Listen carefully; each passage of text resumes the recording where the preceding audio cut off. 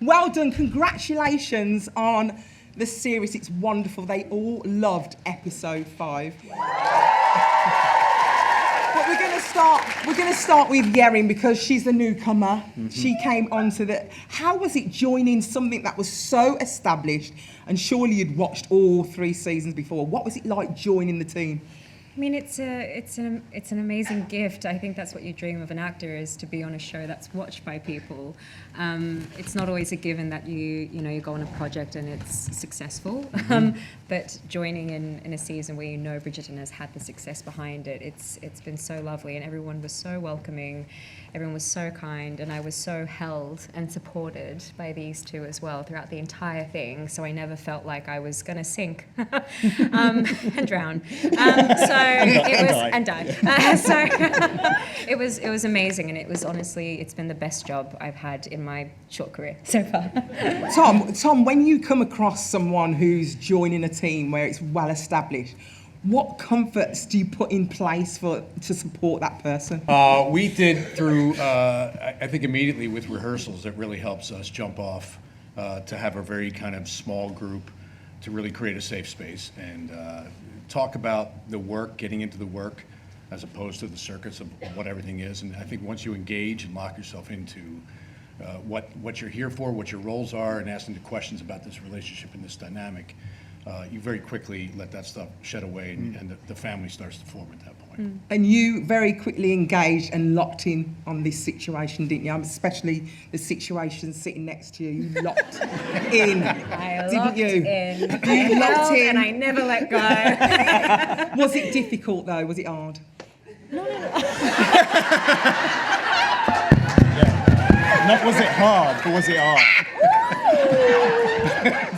Oh no! Especially after just the end of that.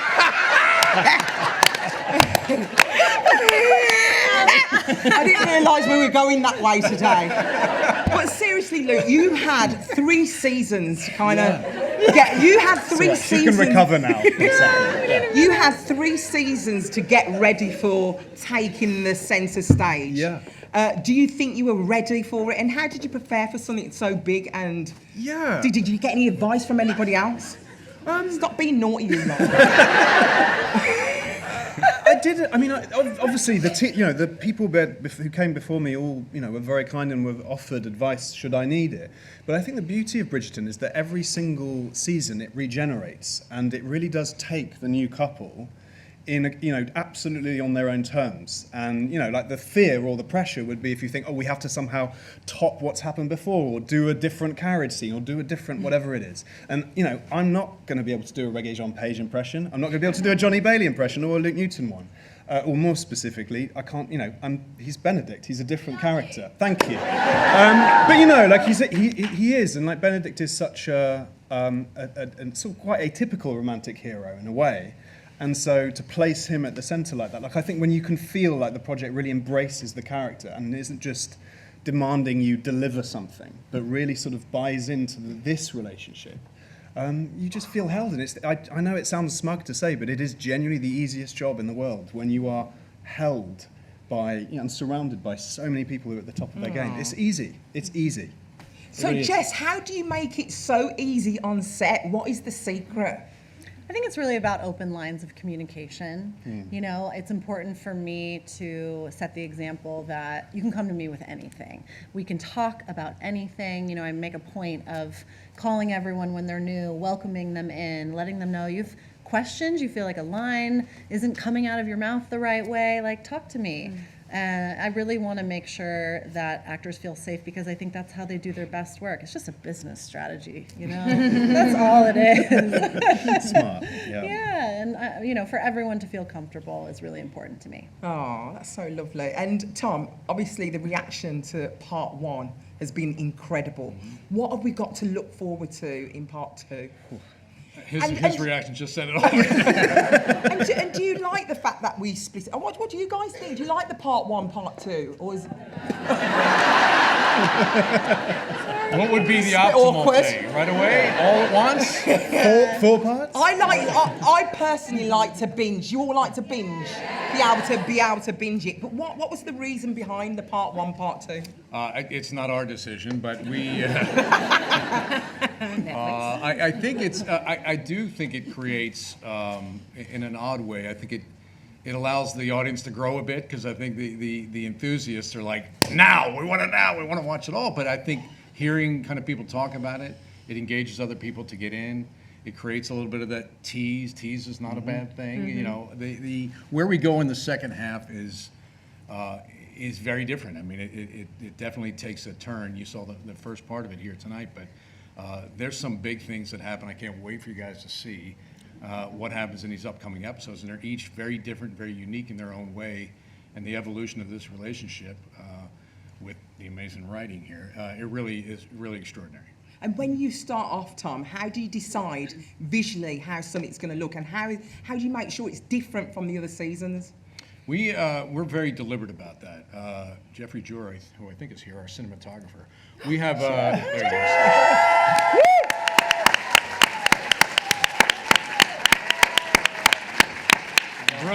Brilliant man. We do have lengthy discussions about visually what we want to achieve, but it does all start with the script. And this year, particularly, each couple is their own story. But the script this year, we really followed that as our guideline. And the fact that we got to go into the staff and the downstairs world, and the fact that Sophie is part of that world, really enabled us to explore a different way to come into the season, even to the points of designing the sets, where Sophie's apartment was much smaller. It made it more challenging to shoot, but it really did illustrate the difference between what we've known as the Bridgerton, the decadence in the world of what we've come to know, but really seeing kind of how the other half lives. So this really gave us a palette to play on. That was a lot of fun. Let's keep talking about the other half. Jess, can you tell me a little bit about Sophie's backstory in the sense of what's going on there? Sure. So we're going to learn a lot more about it in part 2. Sophie was raised as a nobleman's daughter, but she didn't realize until she was older that, in fact, she, for that time, is considered an illegitimate child because her father had an affair with a maid. What? I know. Spoilers! And what that means for her in society at that time is, she's not considered really eligible to go out on the marriage march. She's really not considered eligible to be with, a lord's son.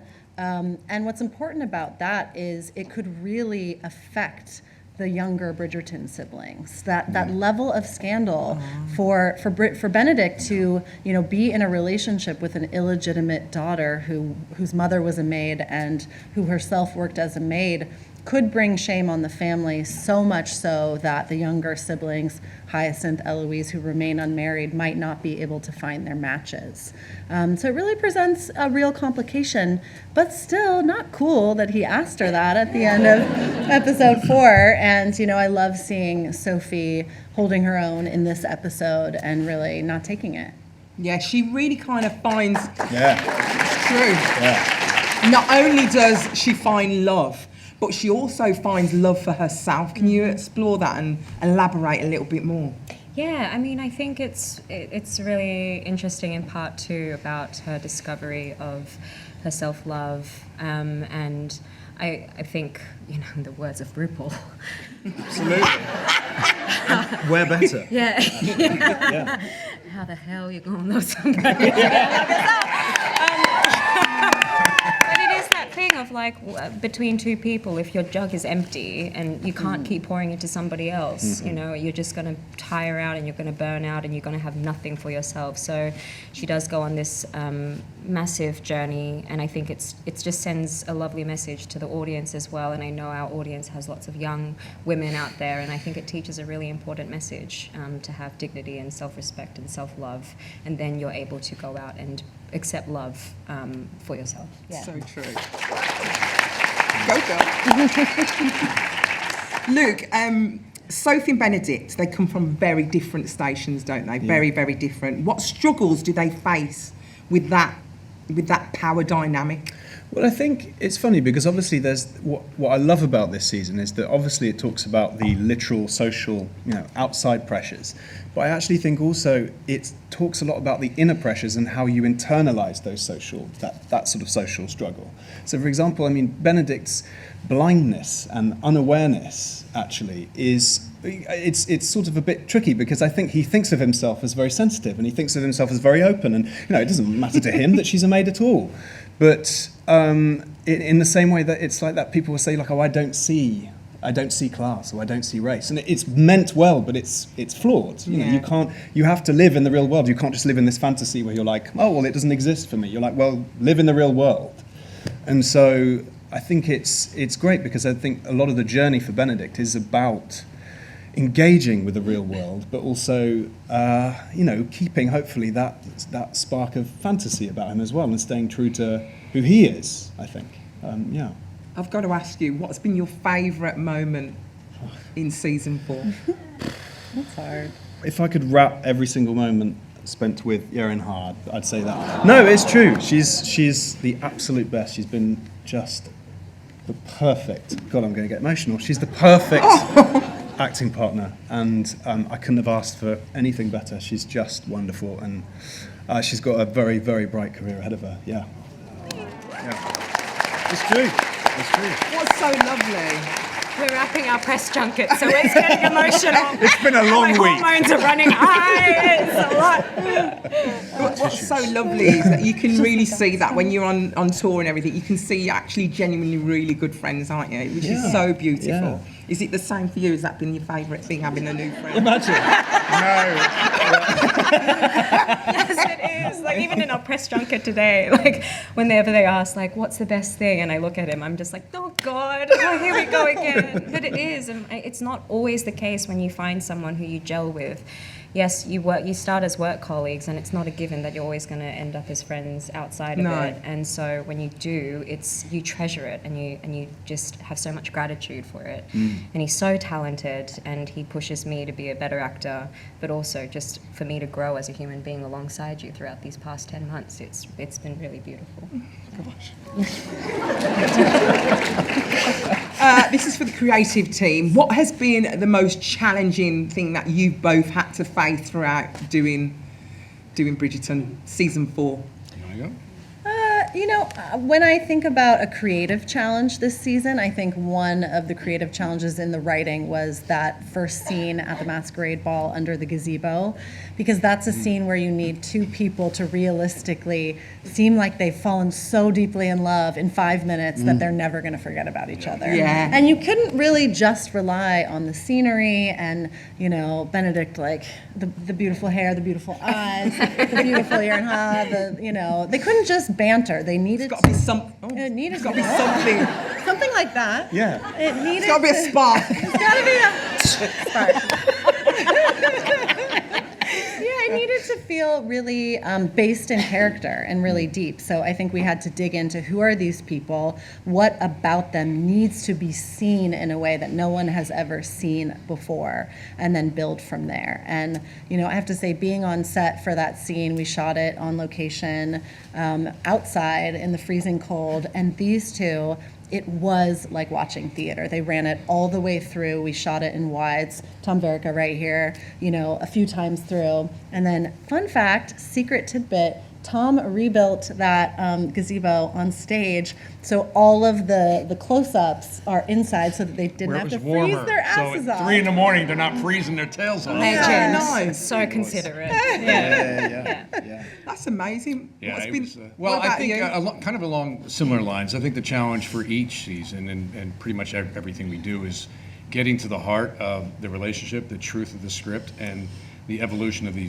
these characters and the story that we're telling. Because if that doesn't come across, from my standpoint, the biggest challenge is directing. There's so many things happening. The masquerade ball had so many elements to it, and you're bombarded with questions. And is the light right? The time, you're racing the clock. All these elements that have to, at the time we call action, I have to shave all that away and go back to when I first read the script. And is it coming across what I felt when I first read this, without the distractions of the day, because it could be 2 months later that you're doing this. So it's really, the challenge for me is to constantly remind myself, is the story coming across the way I felt when I first read it?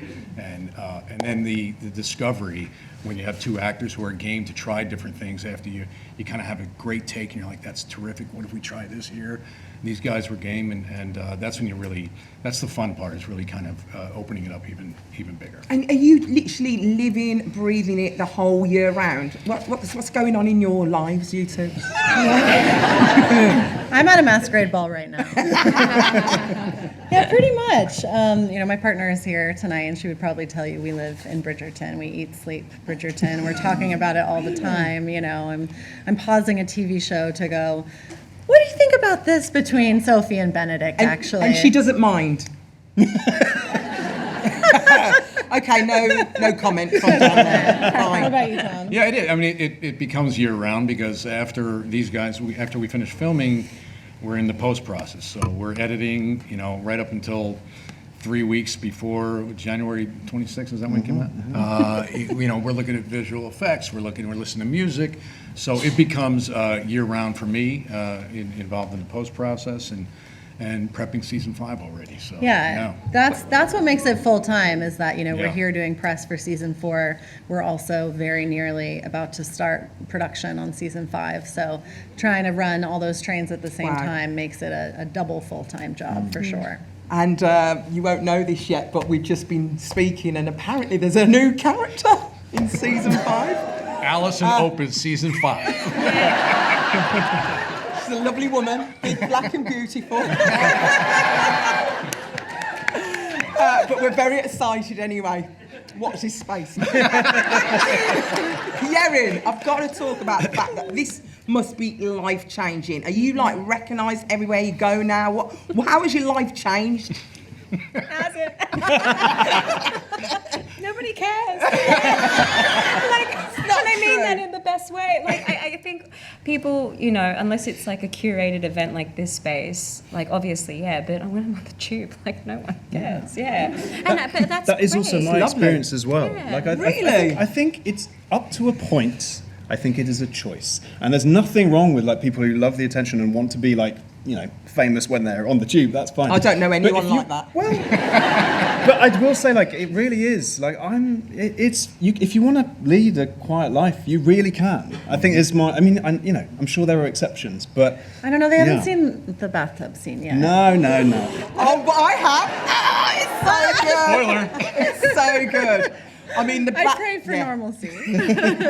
Can I ask, Jess, what Yeah. is it that you'd like people to take home from Bridgerton this season? What are you hoping that people take away? We talk a lot this season about how the themes are, about fantasy and reality, and how true love exists somewhere in between the two. But I think if I'm thinking more globally about, what I want people to feel when they come out of this season, it's really about bravery for me. I think for Sophie, it's about being brave enough to dream and believe in more for her life, to believe that she deserves love and to fight for herself. And for Benedict, it's being brave enough to take a risk for love. In any part of our lives, whether it be work, friendship, family, romance, I think we can all stand to be a little bit braver and stand up for ourselves. I mean, on that note, absolutely incredible. I mean, how did Benedict not know that was Sophie? I think we need to It's give. all in the chin. There's our biggest challenge, right? We should How have did he put a not know? prosthetic on you for the masquerade ball. The I think chin. we need to give Benedict a little bit of grace because I do think that we are, and I think it's what makes him a cool character, because he is flawed, and I think we all have blind spots. Everyone will have something that everyone else knows about you, but you haven't figured out about yourself. It is true. And sometimes it's the thing that's closest to you and that's right in front of you. You can't see it. So I think it's. I think it's particular, and it takes him a while. But I think it's also to be taken a little bit metaphorically. I think he can't square fantasy and reality. That's the whole problem with his character. He can't join all the dots and put it all together, because that would be too scary. And hopefully he will in part 2. Hopefully. Yeah. Hopefully, fingers crossed. Okay, Yeah. we're going to open this out to anyone in the audience.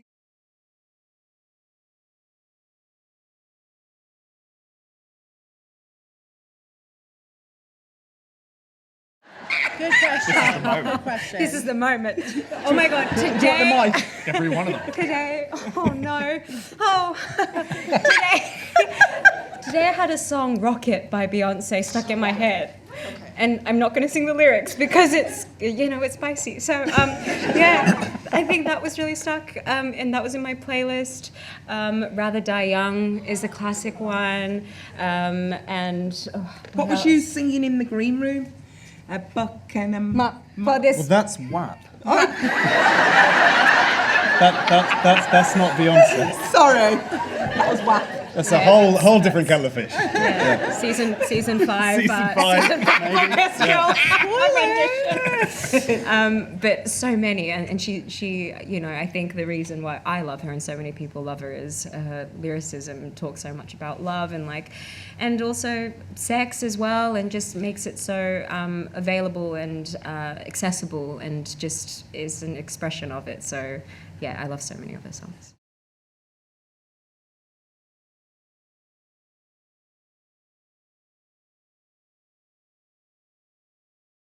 God, I mean, it's a beautiful speech, which really helps. I think what's lovely is that he's a character. I don't think he's a character who's really used that word with anyone before. So it's really hard for him to say it, I think. And that's always fun to play when there's a big sort of sense of like, oh God, I think he's actually, he's in many ways a very laid-back character, but at his core there is a bit of anxiety about, giving someone everything, like I've said. So, to say that word in that way, it costs a lot. But I mean, I don't know, when the writing's that great and the character's good, you do just tend to just let yourself do it. I always think like the most interesting things happen in acting are the things that you don't even realize you're doing. Like if you just, I don't think enough is said about how like lines aren't like spells, like they are genuinely magical. Like people ask like, what's the work you do to build chemistry? I promise you, we just say the lines to each other and stuff happens. Like, and I do think it's a testament to the writing and to the show in general. But yeah, so no, I mean, I didn't sort of think about how I was going to do it. You just sort of live the scene, don't you? Yeah. I mean, every take, there was always something different. And he was amazing to watch on the other side. And, he's the one kind of declaring his love. He has the bigger part of the speech. But genuinely on the day, it was like I just needed to listen and just be present and be affected. And that, I think, actually can be the hardest thing to do in acting, or actors find, really hard. But like honestly, on the day I was like, he is so magical, and the stamina to do that over and over and over again, but yet feel different each time and true and genuine is just a testament to like, yeah.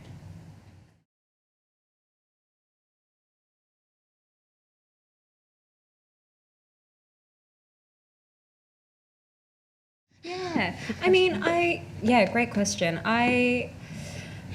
I think the preempting is actually the more harder part. Like I create a lot of worst case scenarios just in case, because again, like I mentioned before, you just never know how people are going to be, behind the camera as well. But so lucky for me, everyone was just so kind. I do think there was a lot of pressure I put on myself, and I do put a lot of pressure on myself regardless, but especially when a show has been watched by millions of people. But I think it worked to my advantage because I got cast and then I was just thrust into the work. Wow. So I wasn't able to overthink. Like I moved and packed my flat within like 3 days and moved to London. And so everything was just take it day by day, and that actually worked in my benefit, and I didn't have to overthink. But yeah, again, when you're working with such incredible people, you're not alone, and you don't have to be alone if you just ask for help. And as scary as it can be, asking for help and receiving it is the best way to do it. And that's what I did, and I felt very supported. And yeah, it was easy actually. Yeah.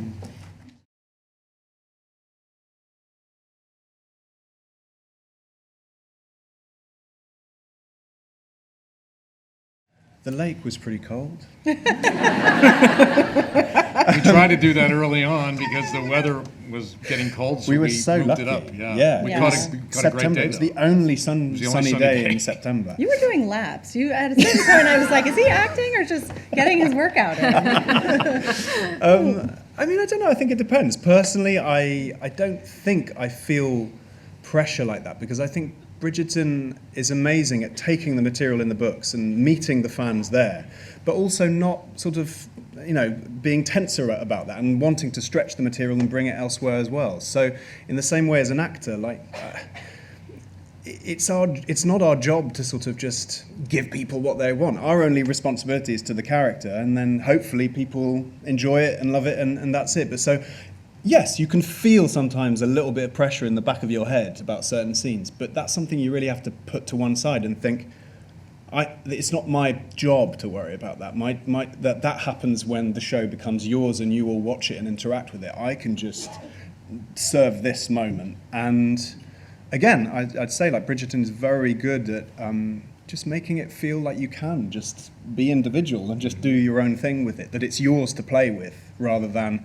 oh, you better live up to this moment. I don't think that's a useful frame of mind for an actor, I think. Yeah.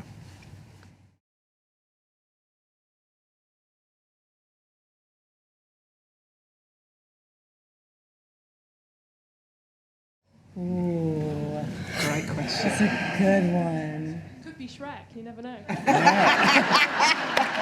That's a good idea. Actually, Shrek is solid. Yeah. Yeah. Goodness.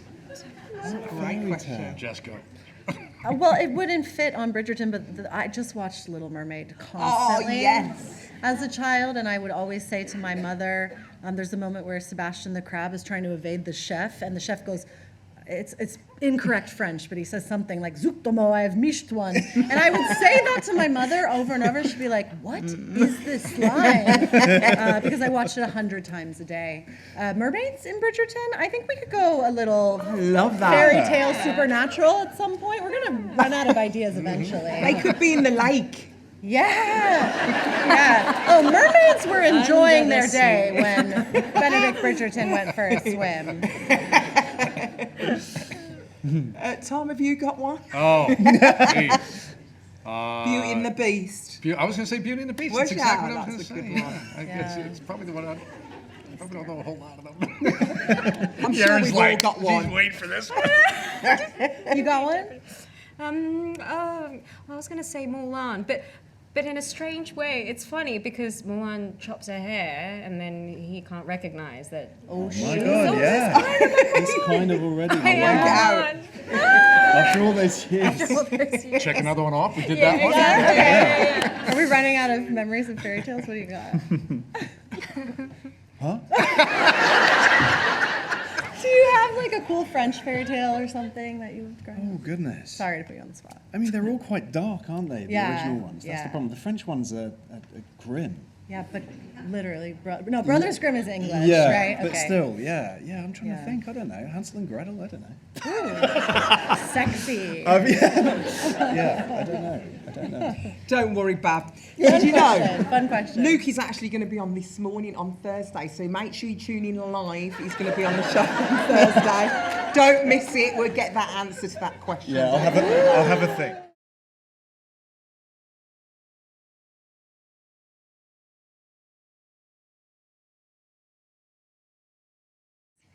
Chaos. We have so many characters. There are whiteboards, there are Google documents, and I really do have an incredible writing staff. They are all phenomenal, and we spend, the first couple months in the writer's room focusing on one character at a time. And I think for me, the way that I have been approaching side plots, this season and going into season 5 is really starting from theme and thinking about, okay, what is the theme for the main couple and how can we use the side plots to support that. I felt this season, like the Varley side plot, for example, was a really nice way of giving a bit more understanding of the world that Sophie comes from. I also just love that it's kind of like a romance between Lady Featherington and Varley. Like, I'm shipping them, actually. So yeah, I think it's about tying into theme. It's about setting up future seasons, for sure. Yeah. Amazing. Tom, any Yeah, no, thoughts? I think hearing your thoughts, because you guys do all the work with how that happens, but then Yeah. it's, as listening to you speak about these characters, we're able to sort of, when we film it, to really pay attention to those little things that might pay off that seem insignificant now, and there was a few in this episode, that will kind of pay off. So it's kind of fun to have those little kernels of where we're going. Yeah. Hearing from where you guys are setting up and leaning into that, so. Yeah, I'm excited about this back half because I think by episode 8, everything does kind of Yeah. come together in a way that people might not be expecting. Not expecting, that's exactly right. Ladies and gentlemen, please give it up for Yerin Hart, Luke Thompson, Jess Brownell, and Tom Verica. Thank you so much. Thank you. And thank you to the cast and creative crew for giving up your time. Thank you for giving your whole selves to this. We are so appreciative. We are loving Bridgerton, and we just adore you all. So thank you. Thank you to Alison Hammond. Thanks, Thompson.